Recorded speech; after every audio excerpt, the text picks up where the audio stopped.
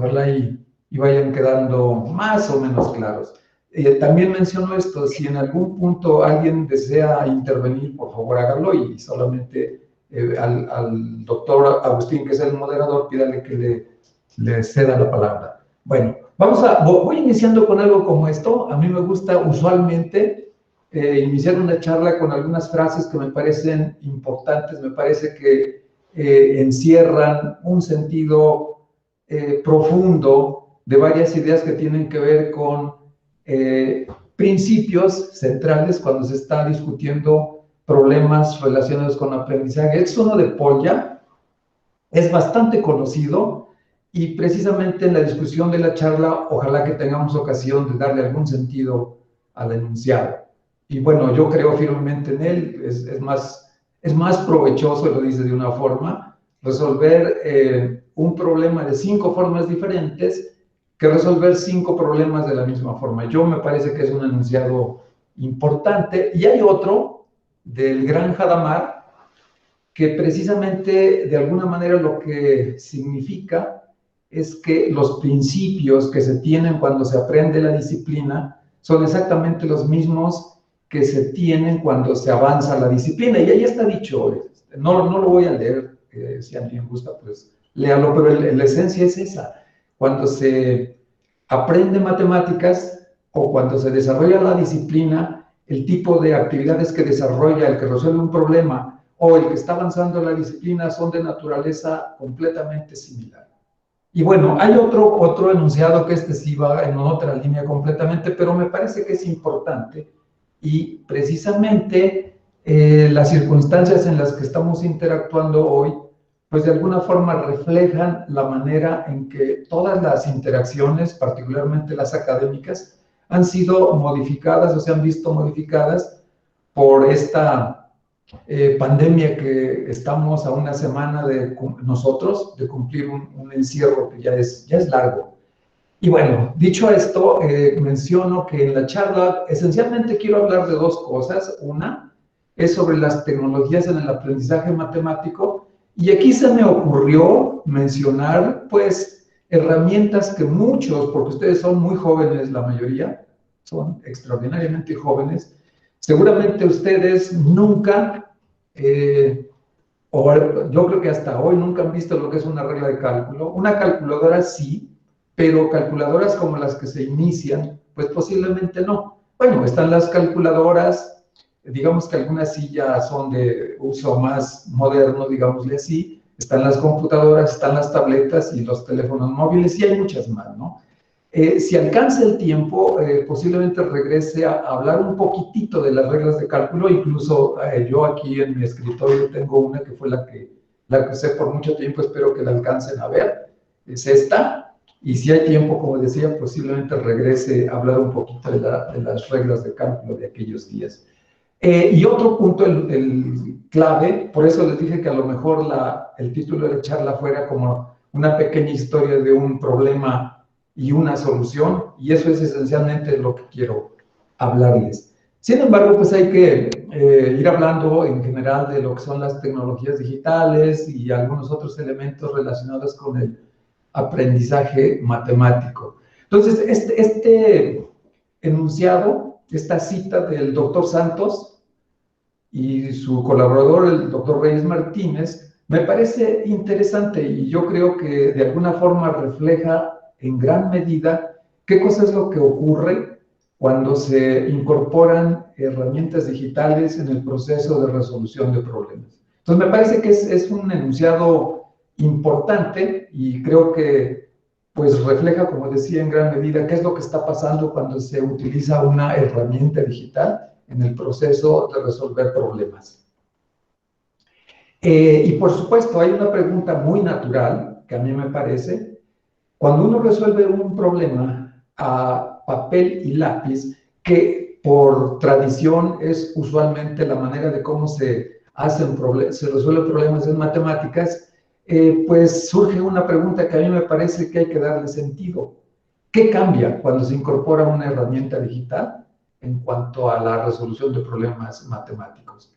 Y una posible respuesta a esta, que me parece vaga, pero algunos así lo frasean, dicen que cuando se incorpora una herramienta digital en el proceso de resolver problemas, pudiera tener una analogía como cuando se incorpora un microscopio o un telescopio para hacer observaciones en disciplinas como biología o astronomía. Entonces, es un tanto imprecisa, pero me parece que refleja de alguna manera ese sentido de que cuando se incorpora una herramienta digital en el proceso de resolver problemas, pues muchas cosas cambian. De alguna manera, podríamos decir que varios aspectos se ven amplificados. Y eso es lo que ojalá podamos ilustrar en lo que sigue. Bueno, para precisar un poquito esta idea de qué cosa es lo que se ve modificando cuando se incorporan herramientas digitales, me parece interesante mencionar algunos de estos elementos de pensamiento matemático, y es lo que voy a hacer. Cuando uno intenta resolver un problema, pues tiene información, tiene datos, tiene incógnitas, y una parte que se ubica en la primera etapa de resolver un problema, pues es precisamente el tratar de clasificar la información y representarla. Esto, por supuesto, se puede ir abordando en un ambiente de papel y lápiz, y cuando se incorpora una herramienta digital, hay cambios, y eso es parte de lo que también pretendo ir ilustrando en la discusión. Entonces, eso es un elemento que nos parece importante. Otro, que creo que va en la línea también de ir aproximándose a una posible solución, pues es encontrar relaciones entre datos e incógnitas o entre hipótesis y conclusiones. Eso es uno de los principios que me parece centrales cuando uno trata de resolver un problema. Y uno que está en el corazón, que incluso creo que de aquí se deriva la concepción que se tiene de las matemáticas como la ciencia de los patrones, es que en todo este proceso una componente fundamental es identificar patrones, y una vez que se identifican patrones, tratar de formular conjeturas y generalizar. Estos elementos son claves en todo el proceso de cuando se está avanzando la disciplina, pero también juegan un rol central cuando se está explorando algún tipo de problema con fines de aprender la disciplina. Entonces, esos son elementos importantes que a mí me parecen. Y otro, me parece también demasiado fundamental, es justificar y comunicar resultados. En esta parte de justificar, yo creo que hay que ponerle mucha atención, porque cuando se conjetura usando una herramienta digital, precisamente las características de las herramientas digitales, no de todas, pero de muchas, pues es que son excelentes herramientas para formular conjeturas, pero en el proceso de justificar, creo que en muchos casos se tiene que pasar a lo que yo le llamo argumentos formales. Entonces, esos elementos que están marcados allí me parece que son centrales, y la manera de cómo la tecnología, herramientas digitales pueden irlos modificando, creo que ojalá pueda ilustrarlo con el ejemplo que tengo pensado discutir. Yo creo que cuando se aborda un problema y se usan herramientas digitales, hay tres elementos. Por un lado está el resolutor, por otro lado están las herramientas digitales y el problema. Esos tres me parece que son centrales en el proceso de abordar una tarea usando herramientas digitales. Y aquí voy a describir un poquito qué es lo que uno quiere decir con estos tres elementos. El resolutor tiene recursos en el lenguaje de la resolución de problemas, y yo me atreví a llamarle aquí que posee un sistema conceptual. No voy a precisar lo que entiendo por un sistema conceptual, lo voy a dejar así un poquito abierto, pero en el fondo lo que está significando esto es que el resolutor tiene concepciones, tiene conocimientos, tiene técnicas, y cuando resuelve un problema, pues están en juego esos elementos. Y cuando se usa una herramienta digital, por ejemplo, estoy pensando en lo que se le llama un CAS, un Computer Algebra System, algo así como, bueno, yo me refería a este no por ninguna razón, pero me parece que es un buen representante, el SAGE, Software for Algebra and Geometry Experimentation, Me parece que es una herramienta muy interesante, que incluso muchos de los que se dedican a la investigación en matemáticas la usan. Entonces, por esa razón me parece que es una herramienta que tiene una buena representatividad de lo que se llama un CAS. Y otro que también juega un papel fundamental, pues, es lo que se le llama un Dynamic Geometry System, y tomaré como ejemplo GeoGebra. Esos son los que estaremos usando, de hecho. La discusión se va a centrar en el uso de GeoGebra. Sage no juega un rol en esta discusión. Y aquí viene una parte que me parece central, porque incluso cuando nosotros asignamos alguna tarea a los estudiantes y les permitimos o les sugerimos que usen alguna herramienta digital, pues se observa una cantidad tremenda de posibles complicaciones. Y entonces, pues uno se pregunta, ¿qué estará pasando?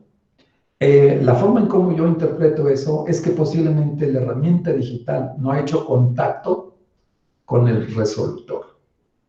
Y lo puede uno incluso mirar de otra manera. Esto lo hemos discutido el doctor Arón y yo en algunas situaciones, y nos parece que el resolutor tiene un sistema conceptual, la herramienta tiene también un sistema conceptual. Creo que, aunque no defino con precisión esos términos, podrían aceptarse.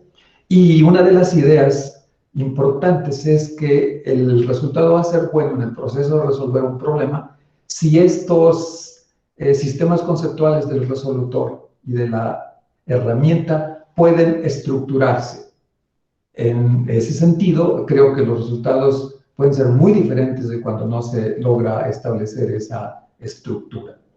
Y bueno, me parece que el medio de contacto para el resolutor y la herramienta usualmente es a través de un problema. Y eso es exactamente lo que me parece que ocurre cuando hablamos de resolutor, herramientas digitales y problemas. Bien, bueno, aquí ya voy a entrar en la discusión de este problema que les dije que posiblemente la historia se las contara un poco. Esto ocurrió hace cosa de un par de meses. Tenemos algunos colaboradores. Uno de ellos es un muy querido colega que desafortunadamente en estos momentos se está recuperando de la terrible COVID, y yo deseo que esté mejorando mucho, mucho mejor de cómo estaba los otros días. Entonces, hace un par de meses más o menos, me mandó un mensaje y me planteó un problema. Y este problema, en mi opinión, ha resultado ser interesante. Y bueno, después de que se los exponga, ustedes tendrán la palabra para decidir si coinciden con mi opinión o al contrario, dicen que pues es un problema que no aporta gran cosa. Entonces, el problema está enunciado acá. Dice que dado un triángulo ABC, se prolongan los lados AB y BC hasta los puntos D y E, respectivamente, de forma que BC, uno de los lados, sea igual a la suma de las longitudes de ese par de segmentos.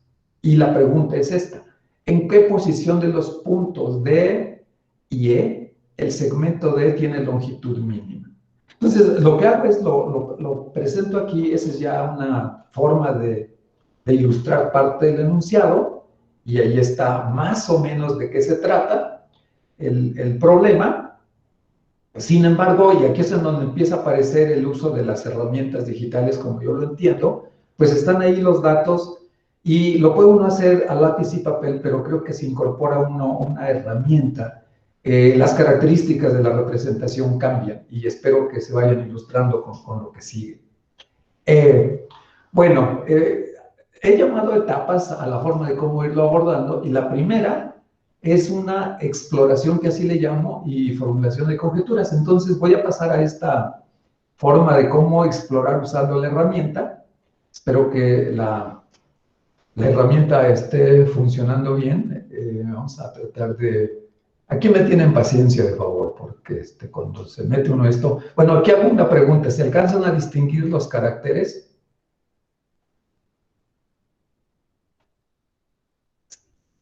¿Se distinguen los caracteres, doctor Agustín?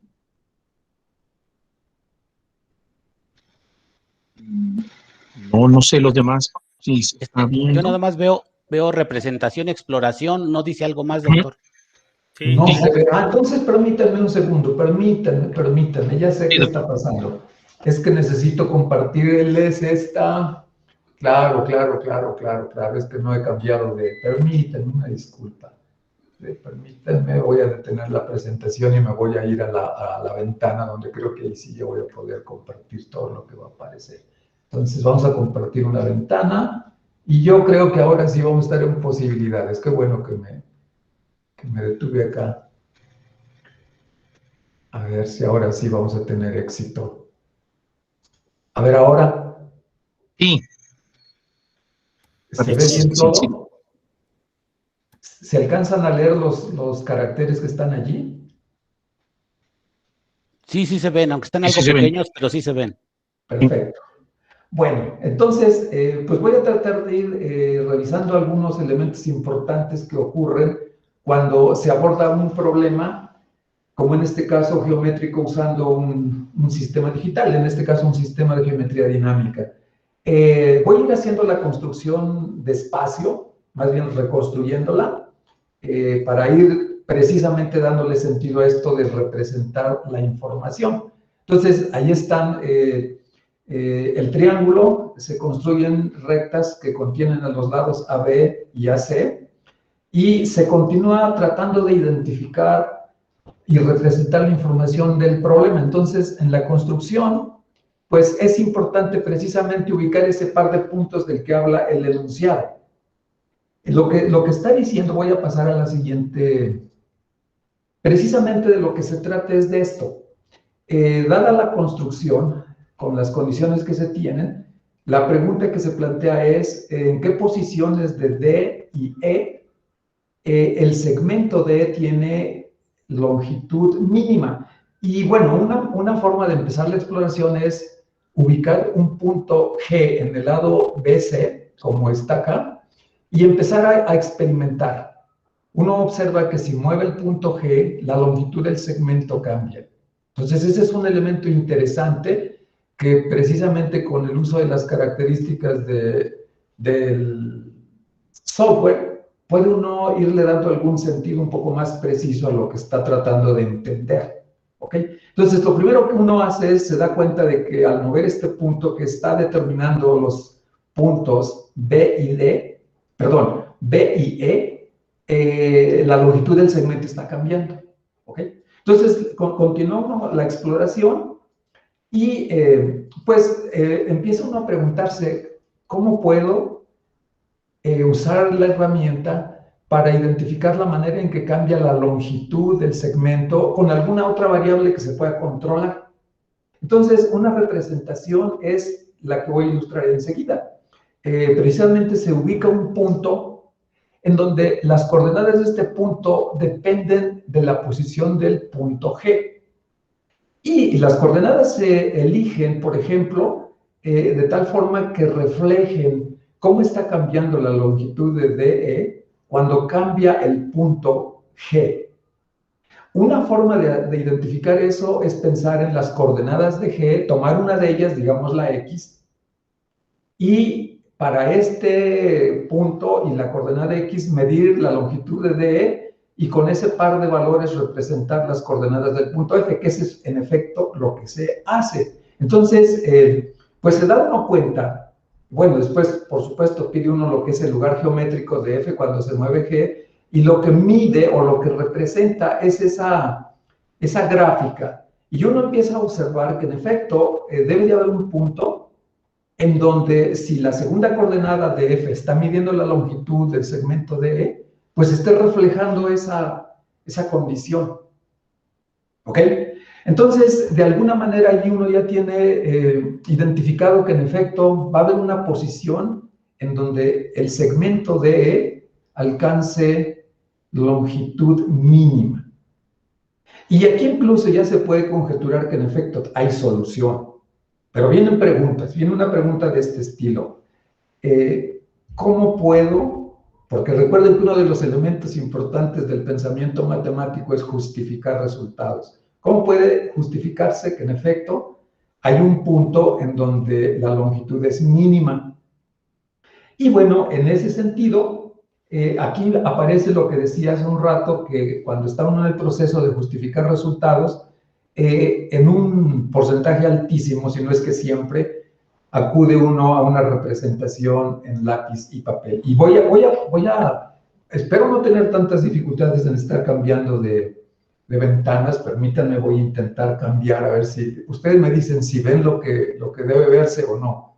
¿Ya se ve la presentación? No, doctor, seguimos viendo GeoGebra. Perfecto, entonces permítanme, voy a hacer el mismo procedimiento. Voy a tener que estar brincando entre estas cosas porque, pues, no logré estructurar de tal forma que pudiera ver todo. Hay una forma, pero yo creo que voy a hacer eso. Voy a compartir la pantalla total a ver si no disminuye mucho el tamaño de las letras cuando esté yo presentando. Creo que ahora sí ya voy a poder hablar bueno, ya voy a poder mostrar todo. Espero, a ver, ustedes me dicen. Ahora, ¿se ve la presentación? Su presentación ya, Doc. ¿Se ve bien? Bien, bueno, entonces les decía que después de haber formulado una conjetura de que sí tiene mínimo, pues es indispensable pasar al proceso de justificación.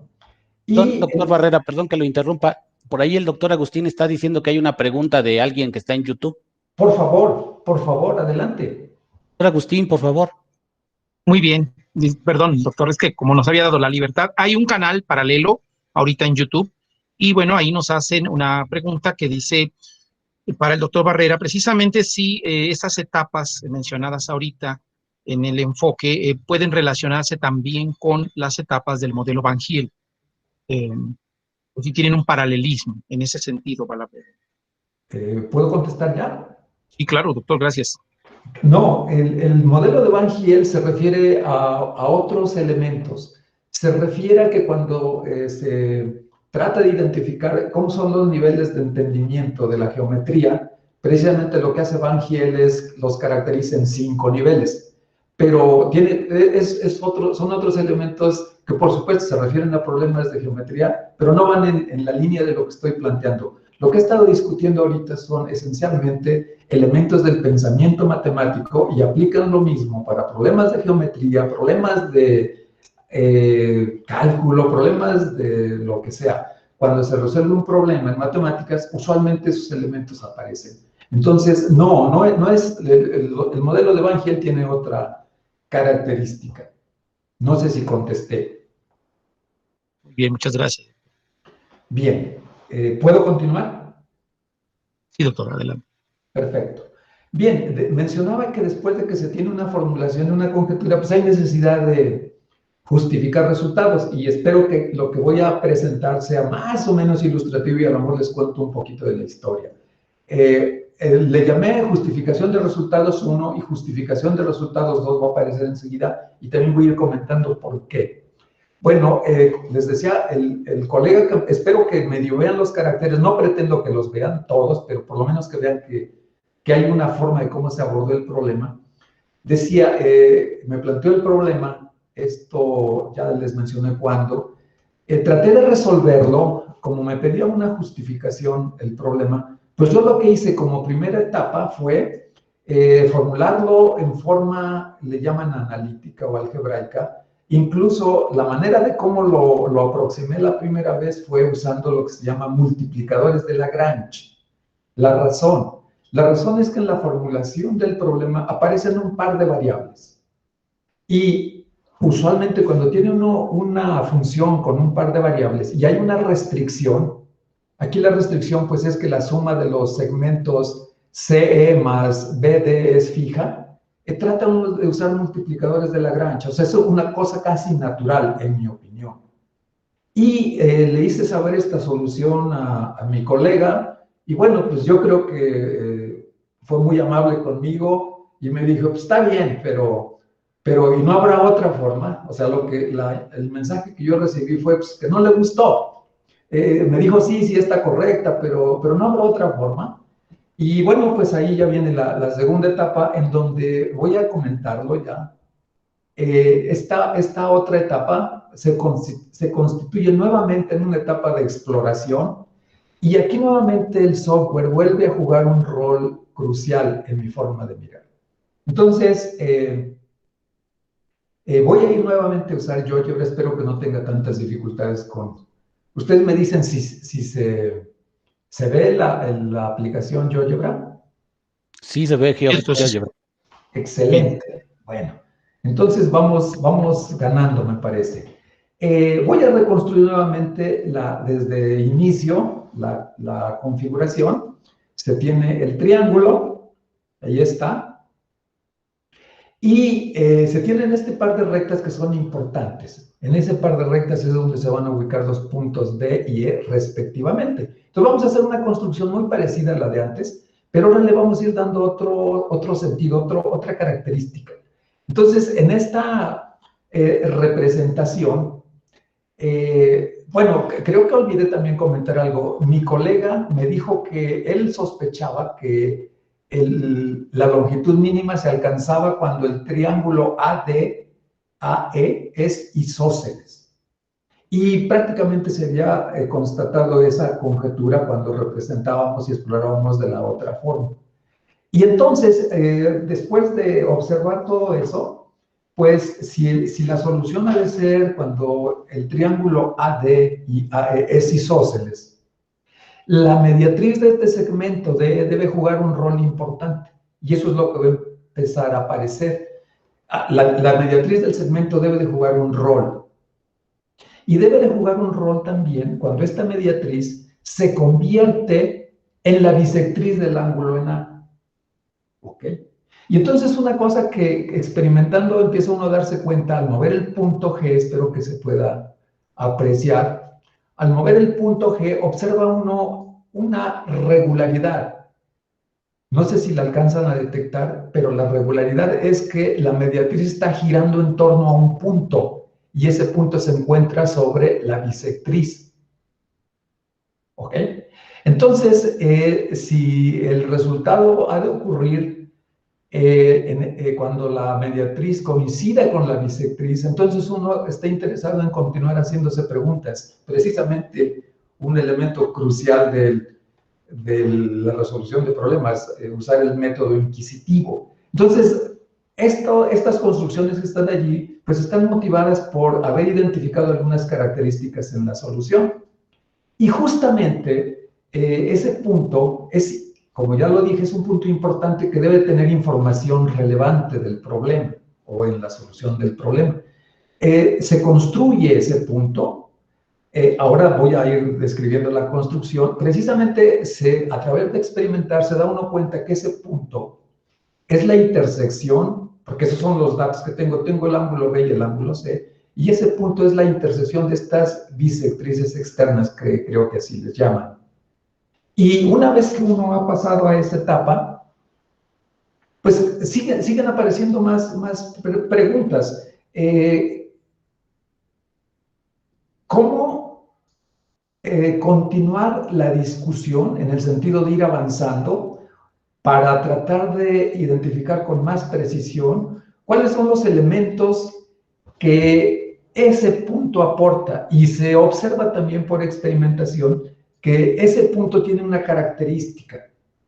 La característica que tiene ese punto es que si se trazan perpendiculares a las rectas ya construidas a través de ese punto, se observa que precisamente para empezar, esos dos puntos, cuando uno experimenta, tienen la propiedad de que al mover el punto G, los alcanza. ¿Qué quiere decir que los alcanza? Ahí se alcanza a ver que en efecto los pasan por ese punto, por los puntos que acabamos de construir.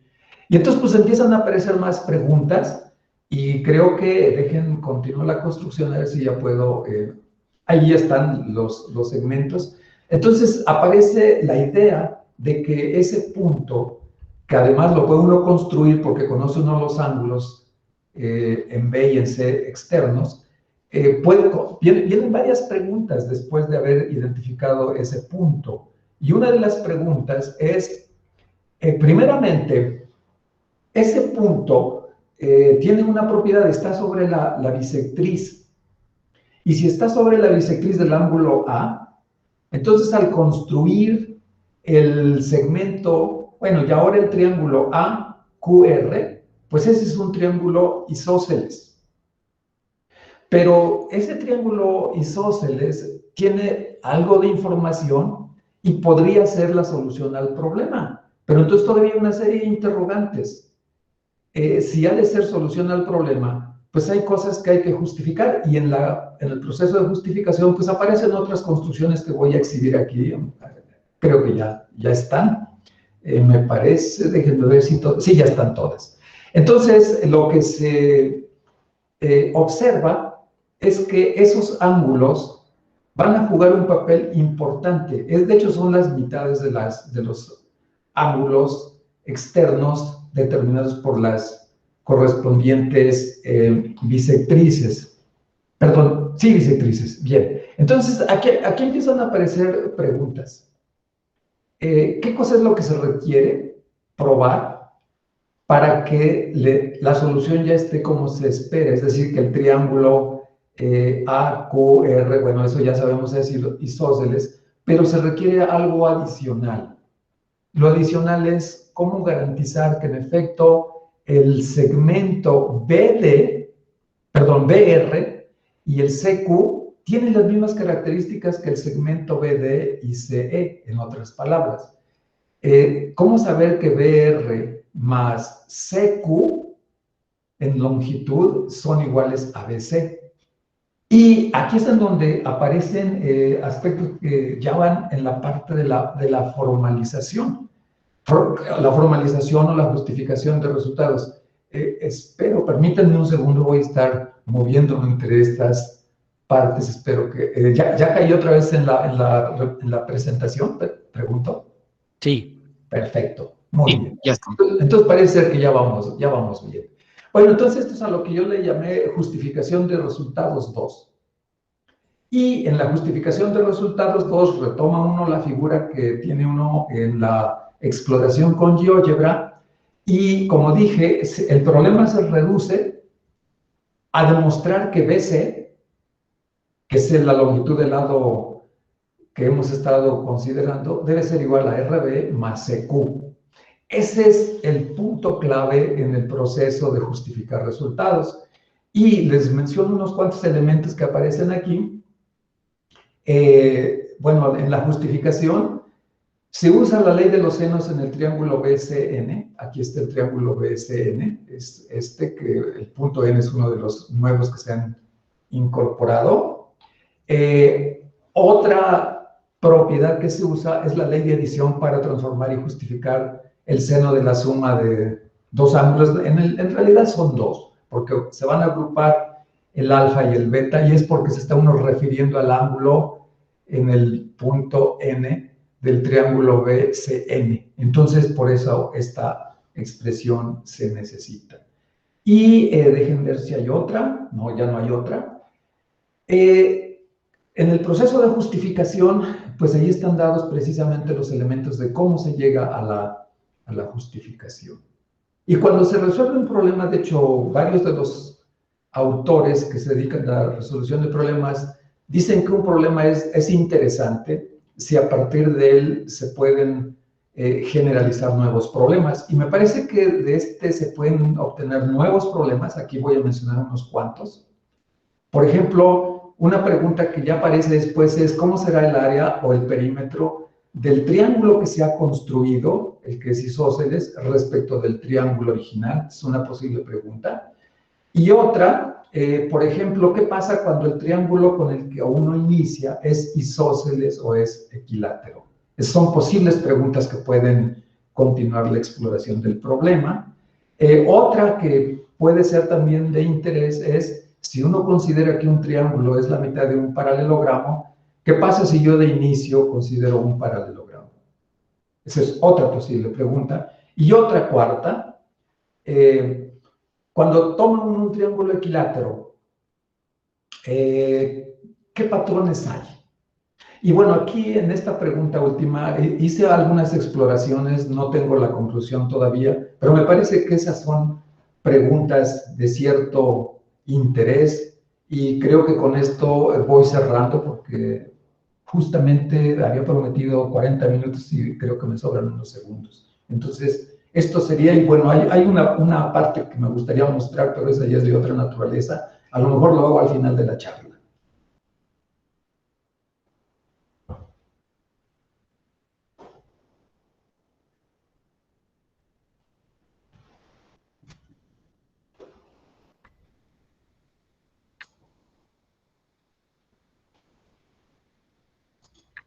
¿Sí me escuchan todavía?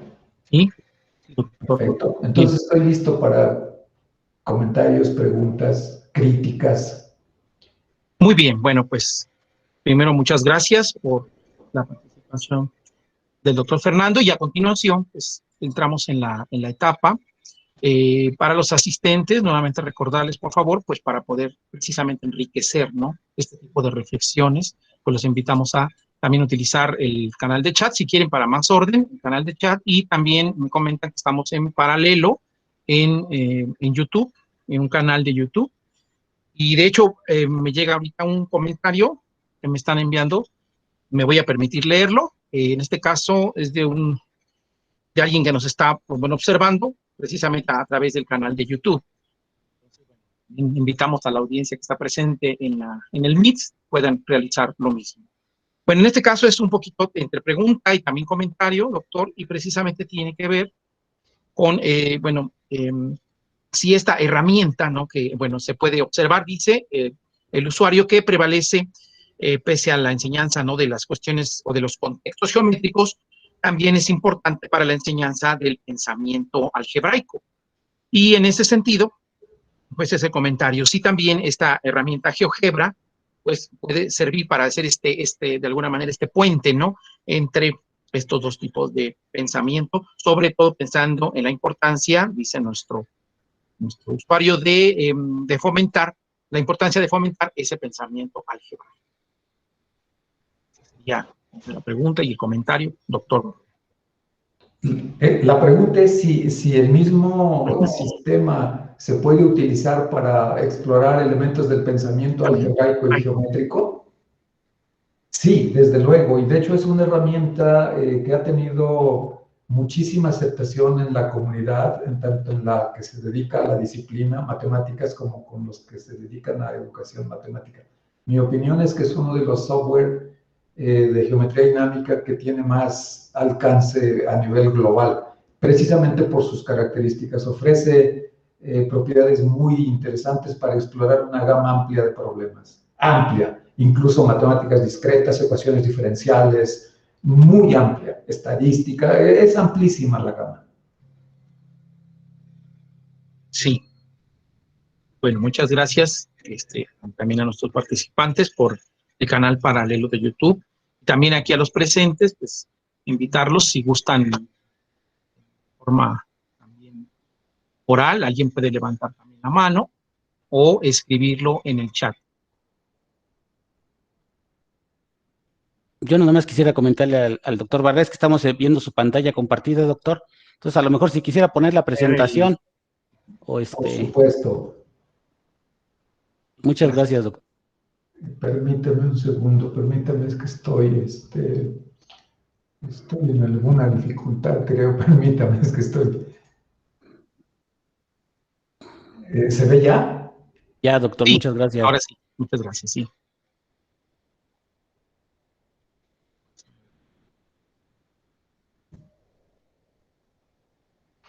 Bueno, permítanme que interrumpa, pero los de la maestría no tienen opción, tienen que preguntar, porque esta charla estas charlas están orientadas precisamente para ustedes.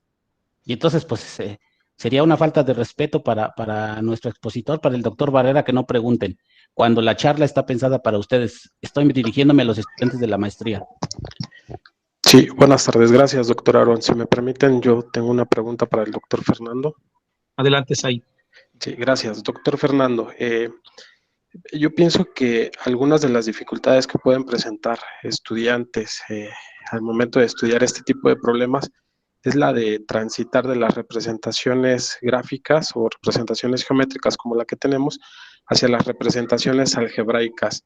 ¿qué recomendación nos puede dar usted para mejorar en ese aspecto, para no tener tantas dificultades al momento de resolver problemas como el que acaba de exponer? Bueno, yo creo que miro el aspecto desde otra perspectiva y por ahí lo comenté en uno de los puntos de la charla.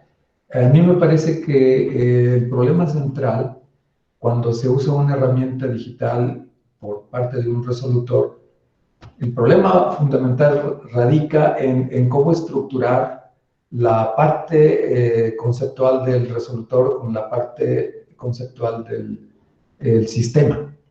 Y yo lo veo más bien desde esa perspectiva, porque no me parece que es un problema de representación formal a visual. Yo creo que es de otra naturaleza.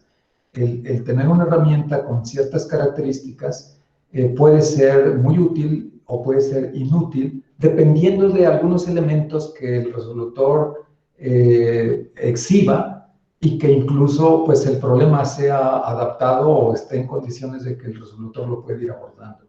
Creo que ese es más que todo el asunto de fondo. Muchas gracias, doctor. Muchas gracias. ¿Alguien más, por favor? Yo, Por doctor. ahí Migdael levantó la mano. Yo. Hola, Doc, ¿cómo está? Hola de nuevo. Hola. Oiga, mire, bueno, obviamente, aunque estamos hablando de un poco del uso de ciertas herramientas, creo que hay algo que no deja de estar presente al momento de la resolución de los problemas, ¿no? De algún problema matemático, que es esta interacción, vamos a llamarle, pues, dialógica, ¿no? Que tiene el maestro y el alumno, ¿no? Y el estudiante. ¿Hay algunas características, Doc, que usted identifique en este diálogo que permitan como ir guiando esta discusión, que a mí me parece que es fundamental en el aula matemática? Usted, en su experiencia, ha podido identificar como una serie de, no sé si llamarle indicadores, de ciertos asuntos, Doc, que permitan como ir guiando por un buen camino o por un camino a la discusión matemática. Bueno, recuerden una cosa, que uno de mis enunciados favoritos es el de Ausubel. Identifica qué conocimiento tiene el resolutor o el que aprende el estudiante y parte de eso. Ese principio a mí me parece es contundente. Entonces, cuando se trata de orientar a alguien que está resolviendo un problema, no puede pasar por alto eso. Y después de eso hay toda una discusión de cuánto es mucho y cuánto es poco en la orientación con vías a resolver un problema. Mucho, ayudarle mucho, le quita la esencia al problema, y ayudarle poco, también el resultado puede ser muy negativo. Puede ser que en lugar de que avance, abandone el intento. Entonces, creo que ese balance es dinámico y no se puede tener una forma única de poderlo abordar. Ok, Doc, gracias. Muy bien, muchas gracias, doctor. Hay aquí una pregunta en el chat mismo de esta video reunión de Orlando García. Dice, ¿pueden las TIC favorecer el desequilibrio cognitivo en los estudiantes, mejorando su pensamiento crítico? Desde luego. De hecho, no me dio tiempo, pero es una tarea que hemos discutido el doctor Aarón y yo. Precisamente hace tiempo, uno de los sistemas de geometría que estaba de boga, ahora creo que ha pasado a otros niveles, es el Cabrí. Con este Cabrí tuvimos ocasión de experimentar en la solución de algunos problemas y el proceso llevaba a, o más bien la conclusión de Cabrí, la conclusión entre comillas, llevaba a una respuesta equivocada. Entonces, al llevar a una respuesta equivocada, necesariamente el resolutor entra en conflicto y está en la necesidad de recuperarse de ese conflicto. Y en ese sentido, seguro, el uso de la herramienta le lleva a ese tipo de desequilibrios que son fundamentales en el proceso, seguro. Muy bien, muchas gracias, doctor. ¿Alguna otra pregunta de los presentes en el chat? ¿O me informan? ¿Sí?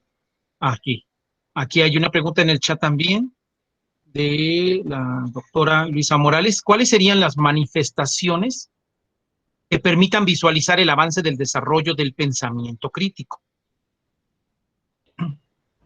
Bueno, yo creo que el avance se podría identificar en la medida en que el estudiante en el proceso de resolución de un problema se cuestione, qué es lo que le llamamos, yo le llamaría, pero creo que el doctor Manuel Santos así le llama, el corazón de la resolución de problemas, es decir, el método inquisitivo. El método inquisitivo es el corazón de todo pensamiento crítico, no sé qué opinen ustedes, pero en mi opinión eso es. Y el pensamiento crítico y el cuestionarse en cada momento tiene como finalidad el ir identificando y avanzando en el proceso de darle solución a algún problema. Entonces, seguro, de hecho, les decía, aquí se le conoce como el método inquisitivo ligado a la metodología de resolución de problemas. Y sería un elemento clave, ¿no? Bueno, muchas gracias, doctor. Y tenemos aquí, bueno, nos levanta en este caso la mano, pues profesora Guillermina, adelante, por favor. Hola, doctor. Quiero pensar como piensan mis estudiantes. ¿Y qué pasaría si yo traslado ese segmento al lado contrario del triángulo? ¿Cómo le argumento que no es la idea precisamente del problema? Porque si busco un segmento mínimo, podría trasladarlo al lado contrario. Bueno, yo creo que cuando se formula un problema de esta naturaleza, todas las opciones son discutibles. Recuerden, cuando uno dice que resuelve problemas, o que aprende matemáticas vía resolución de problemas, todas las posibles preguntas son bienvenidas. Ninguna se descarta. Y el punto central es irle dando sentido a cada una de las formulaciones que se hagan. Entonces, si el resolutor dice, no me gusta que el punto D y el E queden fuera del triángulo, bueno, quiero decir en los segmentos que no son el AB y el AC extendidos, si los quieren en el segmento AC y BC, pues hacemos el análisis. Y justamente eso es una de las componentes clave en el método inquisitivo. Colócalo donde gustes. Y el punto es darle sentido a lo que estás preguntando ahora. ¿Qué nuevos elementos aporta? O sea, lo que quiero decir es que ya hace un rato lo comentaba con los jóvenes de la maestría, les decía, no, lo primero que hay que hacer es evitar los dogmas. Si a alguien se le ocurre que el punto D esté en el segmento AB, fantástico, no hay ningún problema, colócalo donde tú consideres y hagamos una discusión. Contesté, Guille. Sí, doctor, muchas gracias. Muchas gracias también, doctor Barrera. Bueno, me voy a permitir también, bueno, es un gusto también que a partir del canal paralelo que está en YouTube nos están también haciendo otras preguntas, eso pues, bienvenidos, muchas gracias. Y bueno, voy a cambiar ahorita el orden, son dos preguntas, pero voy a cambiar un poquito el orden porque esta creo que está un poquito más relacionada precisamente ahorita, ¿no? La pregunta es si hay alguna recomendación o consejo para lograr concretamente esos desequilibrios de los que se hablaba, ¿no? En la resolución de problemas. Yo lo que creo es que tan pronto uno se empieza a cuestionar y empieza a tratar de dar respuestas a las preguntas, aparecen de manera natural. En pocas palabras, cuando empieza a formular preguntas y empieza a confrontar respuestas, me parece que es la mejor forma de ir produciendo esos famosos desequilibrios. Incluso conocimientos que puedan estar, al formularse preguntas, al ir dando respuestas, se puede tener la oportunidad de contrastar la consistencia de lo que se conoce o la inconsistencia de lo que se tiene. Entonces, sí, el proceso inquisitivo, el método inquisitivo es importantísimo. En mi opinión, es el corazón de lo que es el método de resolución de problemas. Muy bien, doctor, muchas gracias. Y también en el canal de YouTube nos hacen otra, bueno, es a manera pues, también de comentario e incluso también como pregunta, ¿no? Cómo hacerle para lograr esto. Dice así, algo fundamental es hacer talleres para mejorar el uso de GeoGebra pero por parte, bueno, o para docentes, pues finalmente son ellos los que tienen que fomentar, ¿no? Ya en el espacio del aula, pues donde se lleva a cabo el enfoque de resolución de problemas. Ese es tanto un comentario y tanto también una pregunta, ¿no? Acerca de cómo poder llevar a cabo, por ejemplo, o mejorar este tipo de actividades que se consideran indispensables. Bien, bueno, precisamente estamos aquí porque hemos estado discutiendo con el doctor Aarón y otros colegas, el doctor Marcos, que es indispensable que tengamos discusiones, se planteen preguntas de muchas cosas, en particular, pues lo que tiene que ver con el aprendizaje, que yo creo que es una de las tareas centrales a la que muchos le dedicamos tiempo.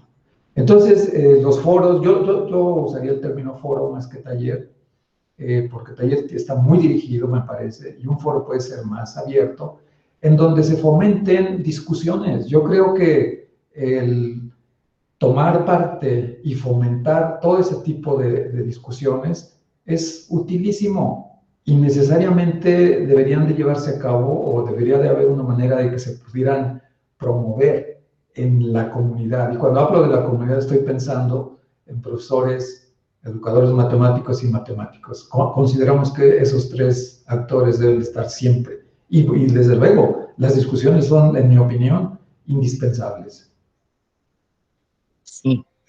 Muchas gracias, doctor. No sé si haya algún otro. Estoy checando también lo de YouTube, el canal de YouTube. Aquí hay una, sí. Aquí hay precisamente dos preguntas, ¿no? Pero están en nuestro chat aquí. Bueno, una de ellas, de Derly Gutiérrez, dice, ¿qué elementos aportan las actividades realizadas en GeoGebra pensando en alumnos de nivel primaria? Bueno, los elementos creo que están allí más o menos inmersos cuando decimos que cómo se cambian los elementos del pensamiento matemático cuando se incorpora un sistema digital. Si se observa con cuidado, y precisamente eso es un punto fundamental, lo que hay que hacer es diseñar tareas, esa es una parte central, diseñar tareas de tal manera que esos elementos del pensamiento matemático en el nivel que corresponde, en este caso sería en el nivel elemental, se puedan ir modificando, se puedan ir ampliando. Ya no es suficiente hoy, yo creo que si alguien lo está haciendo está cometiendo una imprecisión, exigir que los niños aprendan las tablas de multiplicar. What for? What for? No, yo creo que hay otras formas de ir explorando aspectos fundamentales y una herramienta como GeoGebra o alguna otra puede ser utilísima.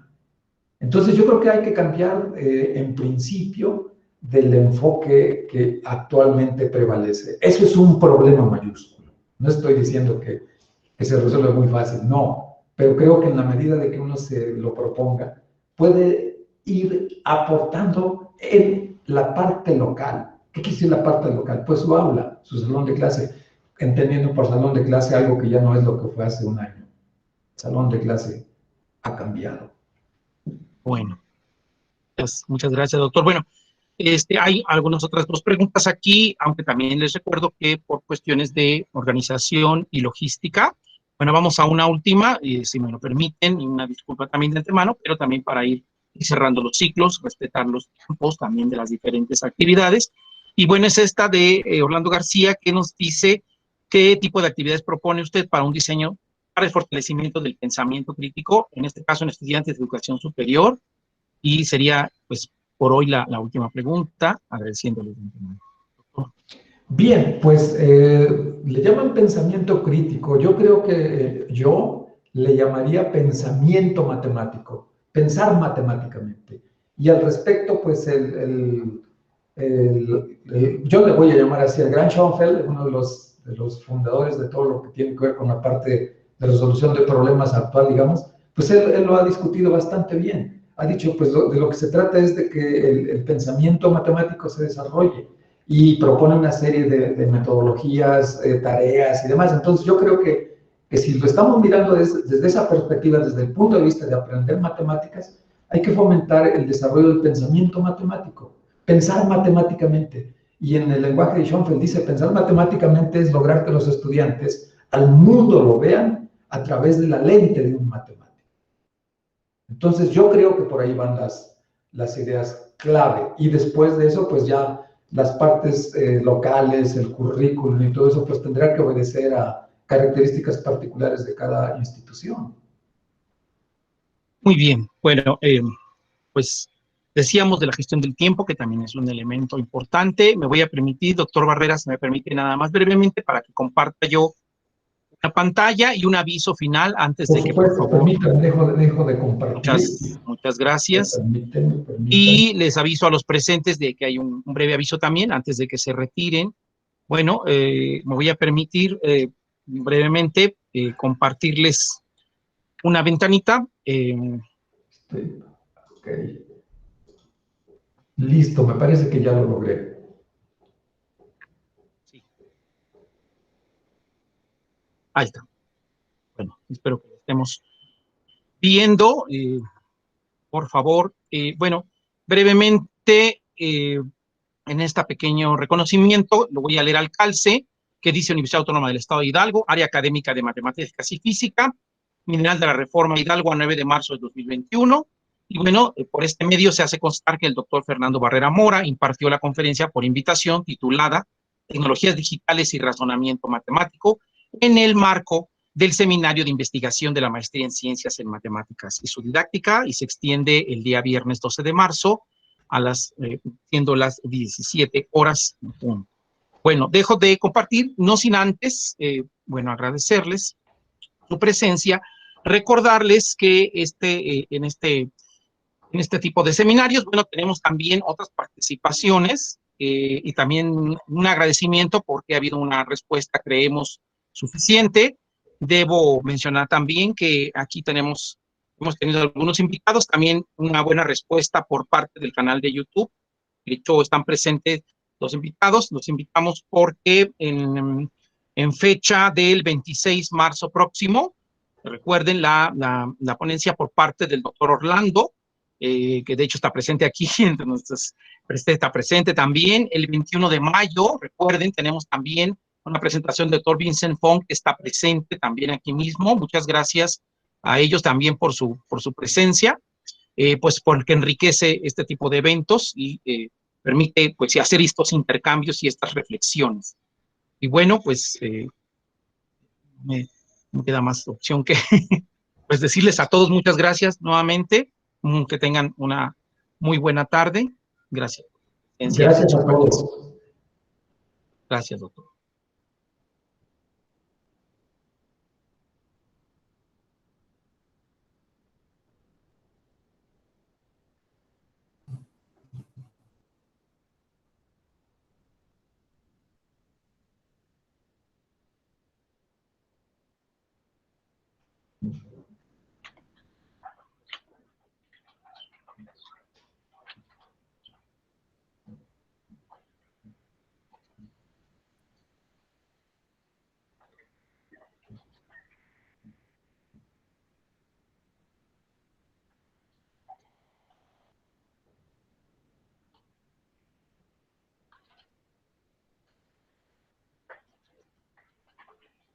Pues muchas gracias, doctor Barrera. Pues respetando los tiempos, ya no hubo oportunidad, pero había una última pregunta ahí en el canal de YouTube donde se estaba transmitiendo, pero me voy a permitir pues, leérsela para que conozca lo que le preguntaban. Primero se comenta que en su plática puso mucho acento en la parte de justificar los resultados, pero el proceso más complejo observado, dicen, está en la experimentación y la construcción de observaciones relevantes, es decir, conjeturas. Y ya la pregunta concreta o la petición era que si podría decir algo de los aspectos del pensamiento matemático que lleva a construir buenas conjeturas. Me parece que era una excelente pregunta, pero pues hubo tan buena respuesta que desgraciadamente ya no se pudo hacer aquí durante la presentación. Comentarle igual que por un momento 20 personas estaban siguiendo la plática ahí en el canal de YouTube, más los casi 50 que estábamos aquí en la sala de Google Meet. Entonces me parece que hubo muy buena aceptación, una audiencia que incluso superó lo que habíamos pensado el doctor Agustín y yo inicialmente. Bien, pues eso da gusto. Y Sí, le doy una pregunta nada más. ¿En el canal de YouTube se graba? Sí, ahí se va a quedar. Independientemente de eso, yo estuve grabando, de hecho todavía se sigue grabando, yo estuve grabando la plática, pero en el canal de YouTube se transmitió en vivo y ahí se va a quedar la grabación de forma permanente. O sea, es de que si uno le da clic a la dirección del canal, tiene acceso al